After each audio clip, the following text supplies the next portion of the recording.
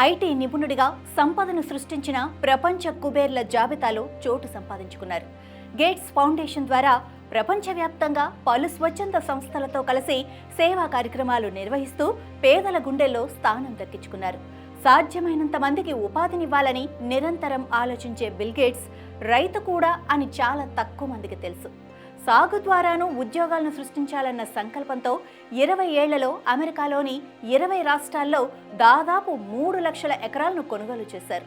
ఆ పొలాల ద్వారా 10,000 మందికి ఉపాధి ఇవ్వాలనుకున్న గేట్స్ తాను పండించే పంటలకు ఎప్పటికీ డిమాండ్ ఉండేలా ఓ ప్రణాళిక వేశారు. ప్రపంచంలోనే అత్యధికంగా బంగాళాదుంపలను కొనుగోలు చేసే సంస్థ మెక్డొనాల్డ్స్.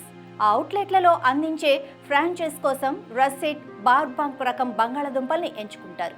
భూమిలో నుంచి బయటకు తీశాక ఎక్కువ రోజులు నిల్వ ఉండటమే ఈ దుంపల ప్రత్యేకత. లక్షల ఎకరాల్లో వాటిని సాగు చేసి మెక్డొనాల్డ్స్కు అందించే విధంగా ఒప్పందం చేసుకున్నారు గేట్స్. 1,00,000 ఎకరాల్లో క్యారెట్, సోయాబీన్, వరి, ఉల్లిపాయలు, మొక్కజొన్నలు, 2 లక్షల ఎకరాల్లో రసెట్ రకం బంగాళాదుంపల్ని సాగు చేస్తున్నారు. పలువురు రైతులు అగ్రో స్టార్టప్ల సాయంతో ఏడాదికి 3 సీజన్లలో పంటను ఉత్పత్తి చేస్తూ మెక్డొనాల్డ్కి దాదాపు 35 లక్షల టన్నుల బంగాళాదుంపల్ని అందిస్తున్నారు. సేంద్రియ సాగు చేస్తున్న బిల్ గేట్స్ అమెరికాలోని అతిపెద్ద భూస్వామిగా తనకంటూ ప్రత్యేక గుర్తింపును సొంతం చేసుకున్నారు. వాస్తవానికి ఈ ఐటీ దిగ్గజం సాగువైపు రావటానికి కారణమైన సంఘటన ఒకటుంది. అది 1997. పేదలను ఐటీ వైపు మళ్లించి వారికి ఆర్థికంగా అండగా ఉండాలనుకున్నారు గేట్స్. అందుకే పేద విద్యార్థులకు కంప్యూటర్లు అందించడం మొదలుపెట్టారు. అమెరికాలో ఎందరికో సాయం చేసిన బిల్ గేట్స్ ఒకసారి సౌత్ ఆఫ్రికాలోని సోవేటో వెళ్లారు. మారుమూల ప్రాంతమైన సోవేటోలో దాదాపు 2,000 మందికి కంప్యూటర్లను ఇవ్వబోతే ఎవ్వరూ తీసుకోవటానికి ఆసక్తి చూపలేదు. టీచర్లు కూడా వాటిని పక్కన పడేశారు. అందుకు కారణాలు అన్వేషిస్తే ఆ ప్రాంతం చాలా కాలంగా కరువుతో విలవిలలాడుతోందని తెలిసిందే.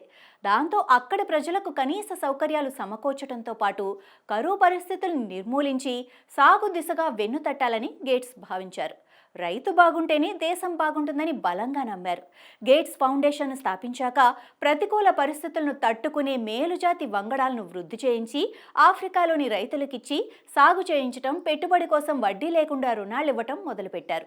చాలా దేశాల్లోని పేదలు ఏ విటమిన్ లోపంతో బాధపడుతున్నారని తెలుసుకొని గోల్డెన్ రైస్ పేరుతో ఆ విటమిన్ సమృద్ధిగా ఉండేలా ఫోర్టిఫైడ్ రైస్ను వృద్ధి చేయించారు. ఈ విత్తనాలను పలువురు రైతులు సాగు చేయడంతో పాటు ఆహారంగా తీసుకునేలా చూస్తున్నారు. అలా 2013 వరకు తమ ఫౌండేషన్ ద్వారా పరోక్షంగా వ్యవసాయంలో భాగమైన ఆయన ఆ తర్వాత నేరుగానే సాగులోకి రావాలనుకున్నారు.